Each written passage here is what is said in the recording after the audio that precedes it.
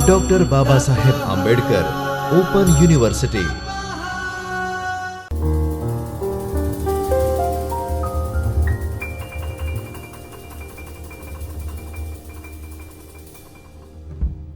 नमस्कार मित्रों, doctor Baba Saheb Ambedkar open यूनिवर्सिटीना चैतन्य स्टूडियोथी हूँ विवेक साखी भारतीय ज्ञान परंपरा विभागनी आ कक्षामां आप सौનું हार्दिक स्वागत करूँ છું। મિત્રો, આપણે MA IKS 101 એટલે કે ભારતીય દાર્શનિક પ્રણાલી આ વિષયની ચર્ચા કરી રહ્યા છીએ અને અનેક દર્શનોની ચર્ચા આપણે અત્યાર સુધી કરી છે, જ્યારે આજના સત્રમાં આપણે બૌદ્ધ દર્શન વિશે જાણવાની ચેષ્ટા કરીશું। તો મિત્રો, ઈસવી પૂર્વના 6થા સૈકામાં કપિલવસ્તુમાં શાક્ય વંશમાં જન્મેલા રાજકુમાર સિદ્ધાર્થ અને મૃત્યુગ્રસ્ત વ્યક્તિઓને અને પછી અનેકવિધ દુઃખોથી ઘેરાયેલા મનુષ્ય લોકને જોઈ વંદના અને અપાર કરુણાથી ભગવાન બુદ્ધનું સુકોમળ હૃદય ભરાઈ આવ્યું। દુઃખ ડૂબ્યા એ જનની દુઃખ મુક્તિ માટે એમણે યુવાન પત્ની અને પુત્રનો ત્યાગ કરી મહાભિનિષ્ક્રમણ કર્યું। વિવિધ આચાર્યો પાસે રહી વિવિધ મતનું અધ્યયન કર્યું, પણ તેમને સંતોષ ન થયો। પછી ઉપવાસી રહી કાયાને સૂકવી નાખતું કઠોર તપ કર્યું, તેમાં પણ નિષ્ફળતા જ મળી અને ઉપવાસ ત્યજી દઈ શાંત ચિત્તે ધ્યાનસ્થ થયા અને પોતાની જ જન્મતિથિ એવી એક વૈશાખ પૂર્ણિમાએ તેઓ બુદ્ધત્વ પામ્યા। સિદ્ધાર્થ મટી એ ગૌતમ બુદ્ધ બન્યા। એમને પ્રાપ્ત થયેલા પરમ સત્યનો ઉપદેશ કરવા તેઓ સતત ફરતા રહ્યા। એમનું શિષ્યવૃંદ વધતું ચાલ્યું અને સાધુ સાધ્વીઓનો એક મહાસંઘ રચાઈ ગયો। કેટલાક રાજાઓએ પણ બૌદ્ધ ધર્મ અંગીકાર કર્યો અને કાળક્રમે આ ધર્મ, આ સંપ્રદાય દેશના સીમાડા છોડે એશિયામાં વિસ્તર્યો અને પછી એનો પ્રભાવ યુરોપ તથા વિશ્વના અન્ય ખંડોમાં પણ પડતો રહ્યો। આયુષ્યના 80મા વર્ષે ભગવાન બુદ્ધ મહાનિર્વાણ પામ્યા।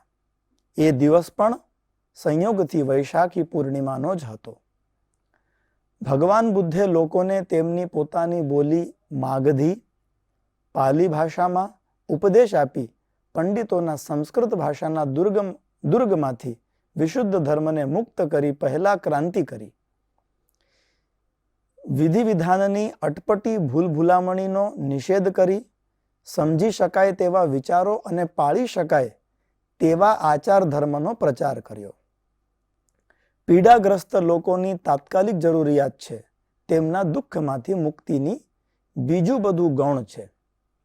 જેમ બાણથી આહત થયેલી વ્યક્તિની પ્રથમ જરૂરિયાત તેના દેહમાંથી બાણ કાઢી તેને સારવાર આપવાની હોય છે, તેમ એટલે જ તેમણે જેનો કોઈ નિશ્ચિત ઉત્તર નથી અને જે પ્રત્યક્ષ રીતે દુઃખ મુક્તિમાં ઉપયોગમાં આવી શકે તેમ નથી તેવા જગત નિત્ય છે કે અનિત્ય, આત્મા શું છે, તે દેહથી ભિન્ન છે કે નહીં, મૃત્યુ પછી શું જેવા 10 પ્રશ્નોને અવ્યાકૃત કહી એમના ઉત્તર આપ્યા જ નહીં અને શિષ્યોને પણ એવા એકેડેમિક પ્રશ્નોથી દૂર જ રહેવાનું કહ્યું।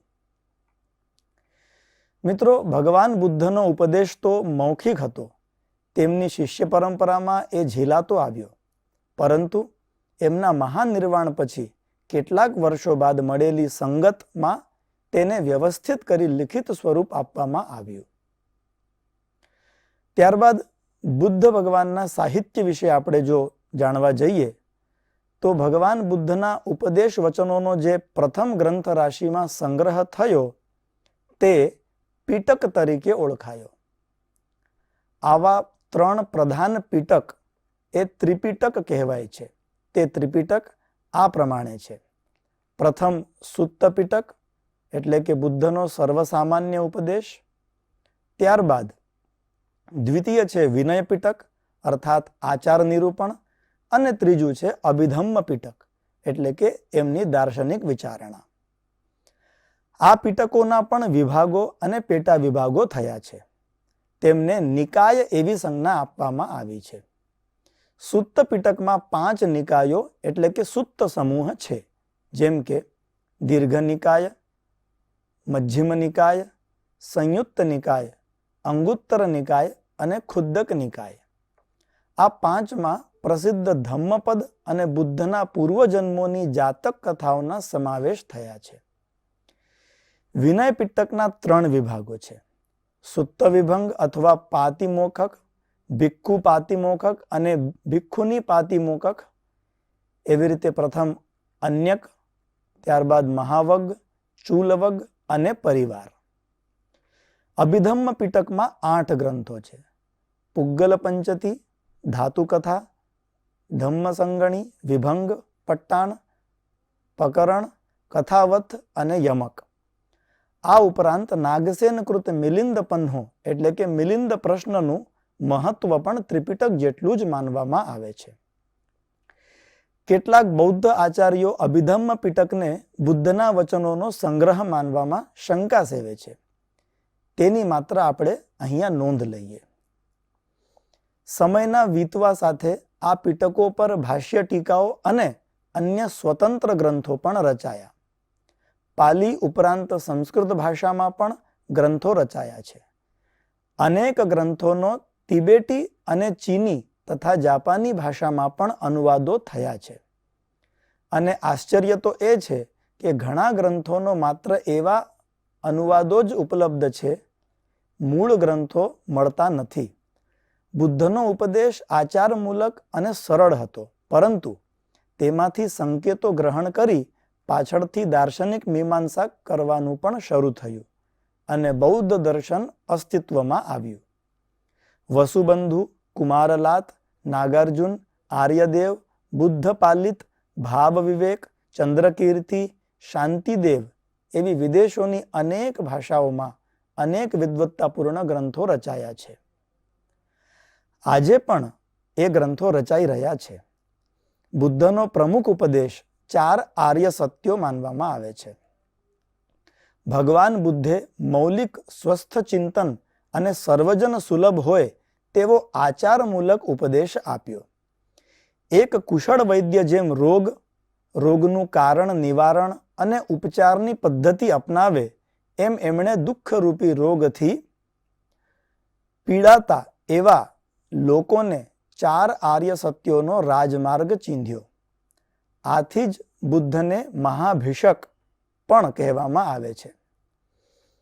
4 આર્ય સત્યો જેમની ચર્ચા ભગવાન બુદ્ધે કરી, જેમનો ઉપદેશ ભગવાન બુદ્ધે કર્યો, તે આ પ્રમાણે છે. પ્રથમ આર્ય સત્ય: આ સંસારમાં સર્વત્ર દુઃખ અને દુઃખ જ છે. મનુષ્ય માત્ર કોઈને કોઈ દુઃખથી પીડાય છે. એ એક સાર્વત્રિક અનુભવ જે બધાને થતો હોય છે. જન્મ, જરા, મૃત્યુ, પ્રિય વિયોગ અને અપ્રિય સંયોગ, આટલા દુઃખો તો વળગેલા હોય જ છે. હા, શૈશવ કે યુવાનીમાં મૃત્યુ પામનારને જરા નથી આવતી એ અપવાદ છે, પરંતુ મૃત્યુ તો અફર જ છે. કેવળ શારીરિક નહીં પરંતુ માનસિક દુઃખ પણ એટલા જ છે. બુદ્ધ એ દુઃખની વિભાવનાના મૂળ સુધી પહોંચી અને કહે છે કે દુઃખની જન્મભૂમિ અનિત્યતા છે. સૃષ્ટિના જડ હોય કે ચેતન, સર્વ પદાર્થો અનિત્ય છે જ. અનિત્યતા એમનો સ્વભાવ જ છે. કંઈ જ સ્થિર નથી કે શાશ્વત નથી, અને તેથી જ જે કંઈ મળ્યું છે તે ચાલ્યું જવાનું છે.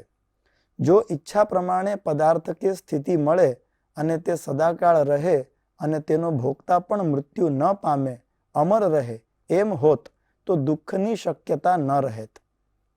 પણ એમ નથી.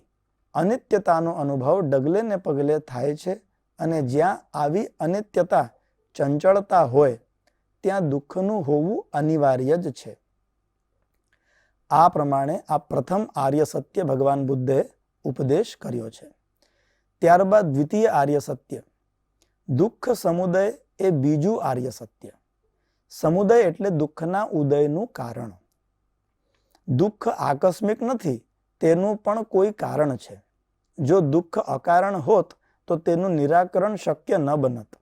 દુઃખનું કોઈ એક જ કારણ નથી, પણ એક કારણ શૃંખલા છે. આ કંઈક અંશે લાંબી કારણ પરંપરાના 12 મણકા છે. તેને દ્વાદશ નિદાન એવું પણ કહેવામાં આવે છે. તે 12 ઘટકો આ પ્રમાણે છે.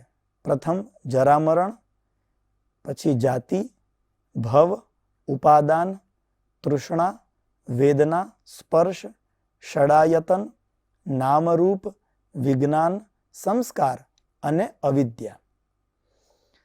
આમાં પ્રત્યેક પૂર્વનું કારણ પછીનું ઘટક છે. તદનુસાર જરા, મરણ, વ્યાધિ વગેરે દુઃખો એટલા માટે શક્ય બન્યા કે જન્મ થયો છે અને જન્મનું કારણ પૂર્વજન્મના કર્મો એટલે કે ભવ છે. ભવનો એક અર્થ જન્મ લેવાની ઈચ્છા એમ પણ કરાય છે. ભવનું કારણ આસક્તિ એટલે કે ઉપાદાન છે. આ ઉપાદાન આસક્તિ અનેક પ્રકારે થઈ શકે છે, જેમ કે સ્ત્રી, સંપત્તિ, સત્તા, જ્ઞાન વગેરેની આસક્તિ. આસક્તિ ઉપજે છે તૃષ્ણાથી અને તૃષ્ણાનો જન્મ થાય છે ઇન્દ્રિયજન્ય અનુભવમાંથી. તેને જ આપણે વેદના કે સંવેદન એમ કહેવાય છે. વેદનાનો જે ઉદ્ગમ થાય છે તે ઇન્દ્રિય અને અર્થના સ્પર્શથી. તે સ્પર્શ ષડાયતન એટલે કે 5 જ્ઞાનેન્દ્રિય અને મનને લીધે શક્ય બને છે. આ ષડાયતન દૃશ્યમાન શરીર અને મનની વિશિષ્ટ અવસ્થા કે સ્થિતિ કે સંચરનાનું કાર્ય છે. નામરૂપની સત્તાનો આધાર ચૈતન્ય વિજ્ઞાન છે. આ વિજ્ઞાન પૂર્વજન્મના અનુભવથી નિષ્પન્ન સંસ્કારમાંથી ઉત્પન્ન થયા છે અને આ સંસ્કાર સ્વયં અવિદ્યાના કારણે છે. આમ અંતતો ગત્વા સર્વ દુઃખનું મૂળ અવિદ્યા અજ્ઞાનમાં રહેલું છે. આ શૃંખલા સીધી લીટીની નથી પણ વર્તુળાકાર છે.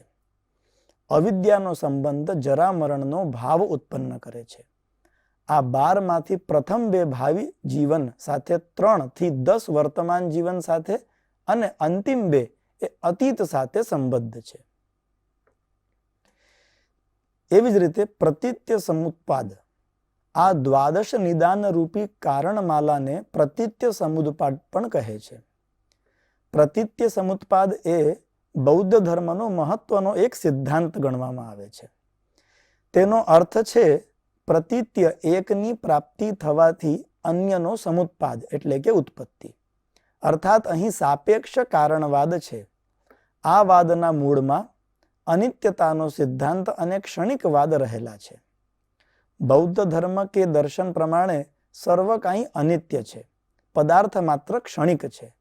પ્રથમ ક્ષણે ઉત્પન્ન થયેલો પદાર્થ દ્વિતીય ક્ષણે નાશ પામે છે અને તે સાથે જ તદાકાર અન્ય પદાર્થ ઉત્પન્ન થાય છે. આ પ્રમાણે આ સંતતિ પ્રવાહ રૂપે ચાલ્યા કરે છે. જો પદાર્થ નિરપેક્ષ, સ્વતંત્ર અને નિત્ય હોય તો તે અન્ય સાથે સંબંધમાં આવી સક્રિયતા ઉપજાવી ન શકે. પણ એમ જોવા મળતું નથી. પરિવર્તન પદાર્થનો સ્વભાવ છે એટલે જગત પરિવર્તનશીલ છે એમ કહેવાના બદલે ખરેખર તો જગત પરિવર્તન જ છે એવું કહી શકાય. The world is a change એવું કહેવું વધારે યોગ્ય છે. પ્રતીત્ય સમુત્પાદની કર્મનો સિદ્ધાંત પણ સમજાવવામાં આવે છે. મનુષ્યની વર્તમાન ક્ષણ જો તેની પૂર્વની ક્ષણ પર આધારિત છે અને સાથે સાથે તે પછીની ક્ષણને પણ નિર્ધારિત કરે છે, તો પૂર્વેની ક્ષણના કર્મ સંસ્કાર રૂપે અન્ય ક્ષણ અને તેથી અન્ય જન્મને પણ નિયંત્રિત કરશે અને આમ કર્મનો પ્રવાહ પણ જન્મ પુનર્જન્મની ઘટમાળ માટે જવાબદાર બની રહે છે. તૃતીય આર્ય સત્ય તે દુઃખ નિરોધ છે. દુઃખનું અકારણ દૂર થવાથી એટલે કે તેનો નિરોધ થવાથી તેનું કાર્ય એવું દુઃખ પણ નાશ પામે છે. દુઃખનું મૂળ કારણ તો અવિદ્યા છે. તેને દૂર કરવાથી ક્રમશઃ દ્વાદશ નિદાનની શૃંખલા પણ નાશ પામશે અને દુઃખ મુક્તિ પ્રાપ્ત થશે. ચતુર્થ આર્ય સત્ય છે અવિદ્યા. અવિદ્યા દૂર કરી સંપૂર્ણ દુઃખ સર્વસ્વ કેમ થઈ શકે તેના ઉપાય ચોથું આર્ય સત્ય છે. મનુષ્યને અંતિમોમાં જીવનની ટેવ પાડી ગઈ છે. ભોગવિલાસમાં રત રહેશે તો તેમાં જ ઊંડો ઉતરતો જશે અને અંતે તેમાં અરુચિ આવશે અથવા તો વિઘ્ન આવશે અને તે હતાશ થઈ ભાંગી પડશે. તો તેના સામા છેડે સંસાર ત્યાગ કરી શરીર મનને કષ્ટ આપે તેવા ઉગ્ર તપસ્યાનો માર્ગ અપનાવશે અને બુદ્ધે સ્વયં તે પ્રયોગ કરી તેના નિરર્થકતા સિદ્ધ કરી આપી છે. આથી બંને અંતિમ વચ્ચેનો સંતુલિત સમ્યક મધ્યમ માર્ગ જ ઇષ્ટ છે. આ માર્ગના 8 અંગો છે, તેથી તેને આર્ય અષ્ટાંગ માર્ગ કહે છે.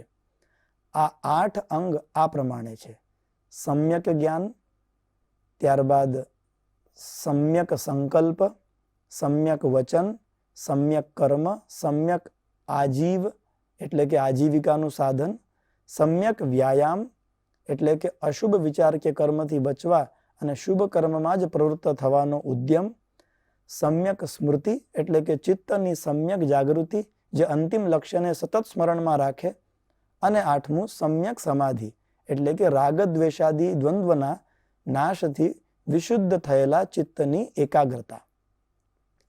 આ 8માં પ્રથમ 2 નો સંબંધ જ્ઞાન પ્રજ્ઞા સાથે છે, 3જા થી 5માનો સંબંધ આચરણ સાથે છે અને અંતિમ 3નો સંબંધ સંયમ સાથે જોડી શકાય. ત્રિરત્ન શુદ્ધ જ્ઞાન દ્વારા અવિદ્યાનું નિરસન કરવું એ બૌદ્ધ ધર્મનું પ્રધાન લક્ષ્ય છે. એ માટે અષ્ટાંગ માર્ગનું પ્રતિપાદન કરવામાં આવ્યું છે. એના જ મર્મને ઉદ્ઘાટિત કરતો ત્રિરત્નનો સાધના પથ પ્રબોધવામાં આવ્યો છે. મિત્રો, આજની આ કક્ષામાં આપણે બૌદ્ધ દર્શનના પરિચયને સંક્ષેપમાં જોયો છે. આવી જ રીતે આ દર્શનની અન્ય માહિતી આપણે આગામી સત્રમાં પ્રાપ્ત કરીશું. ત્યાર સુધી આપ સૌને ધન્યવાદ. નમસ્કાર. સ્વાધ્યાયઃ પરમઃ